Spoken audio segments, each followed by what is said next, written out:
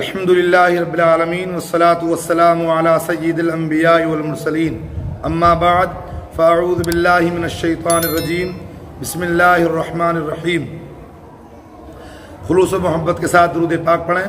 अल्लाहुम्मा सल्लि व सल्लिम अला सय्यिदिना मौलाना मुहम्मदिन व अला आलि सय्यिदिना मौलाना मुहम्मदिन मुबारक वसल्लम सल्लु अलैहि सलातुन व सलामुन अलैका या रसूलल्लाह सल्लल्लाहु तआला अलैहि वसल्लम।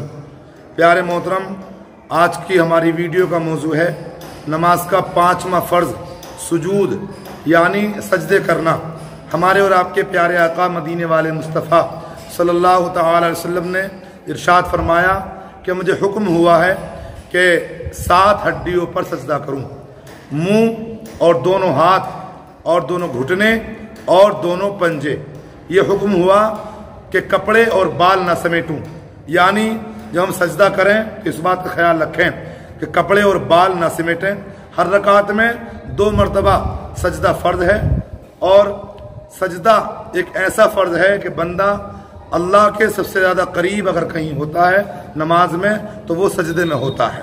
सजदे में पेशानी जमना ये ज़रूरी है। पेशानी कहते हैं माथे को, माथे का जमना ये ज़रूरी है। जमने के माना ये है कि ज़मीन की सख्ती महसूस हो।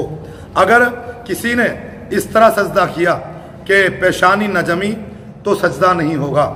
किसी नरम चीज़ मसलन घास जैसा कि बाग की हरियाली, रूई या कालीन कारपेट पर सजदा किया तो अगर पेशानी जम गई यानी इतनी दबी कि अब दबाने से न दबेगी तो सजदा हो जाएगा, और अगर दबाने से दब रही है तो सजदा नहीं होगा। आजकल मस्जिदों में कारपेट का रिवाज पड़ चुका है। बल्कि बाज़ जगह तो कारपेट के नीचे मजीद फोम भी लगा देते हैं। कारपेट पर सजदा करते वक्त इस बात का ख्याल रखें कि पेशानी अच्छी तरह जम जानी चाहिए, वरना नमाज नहीं होगी। और बाज़ लोग जब सजदा करते हैं तो सिर्फ नाक का ये ऊपर का हिस्सा देख लेते हैं और वो समझते हैं कि उनका सजदा हो गया। मेरे प्यारे मोहतरम, नाक की हड्डी, ये जो हड्डी होती है नाक को दबाने से जो हड्डी ज़मीन पर लगती है, जब तक वो हड्डी ज़मीन पर न टिके हमारा सजदा मकरू तहरीमी होगा। और मकरू तहरीमी का मतलब होता है कि वाजिबुल इआदा यानी दोबारा पढ़ना ज़रूरी है।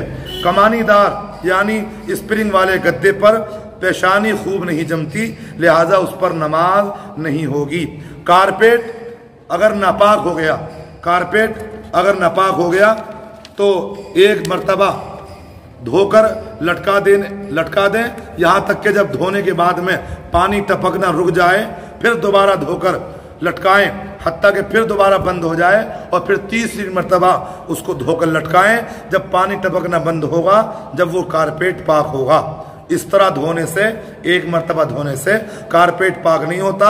अगर कारपेट पर किसी बच्चे ने पेशाब कर दिया या कोई नापाकी लग गई तो 1 मरतबा धोने से वो पाक नहीं होता, बल्कि उसको 3 मरतबा धोकर डालना पड़ेगा। जब वो पानी टपकना बंद होगा जब वो पाक होगा। इतनी देर तक रख छोड़ें कि ज़न्ने गालिब हो जाए कि पानी निजासत को बहाकर ले गया।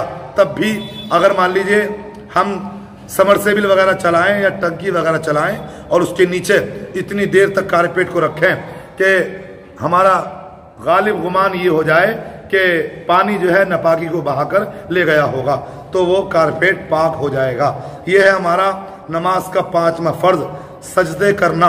मेरे प्यारे मोहतरम, सजदा नमाज में बड़ी अहम है, बड़ी अहम चीज़ है सजदा करना, क्योंकि बंदा जो है वो सजदे में अल्लाह के सबसे ज़्यादा करीब होता है। इसलिए मेरे प्यारे मोहतरम, हम सजदे की गलतियों को सुधार कर नमाज पढ़ें और नमाज के ताल्लुक़ से और ज़्यादा जानकारी हासिल करने के लिए हम अपने इस चैनल प्यारे दीन की प्यारी बात को ज़रूर सब्सक्राइब करें, बेल आइकन का बटन दबाएं और अपने दोस्तों में शेयर करें। क्योंकि अगर हमारा कोई दोस्त, हमारा कोई यार हमारे ज़रिए अगर नमाज सीख जाए तो ये तो हमारी बड़ी खुशनसीबी की बात है। तो जहाँ तक ये दीन की बात हमारे ज़रिए पहुँचेगी हमारे लिए सवाब जारिया होगा।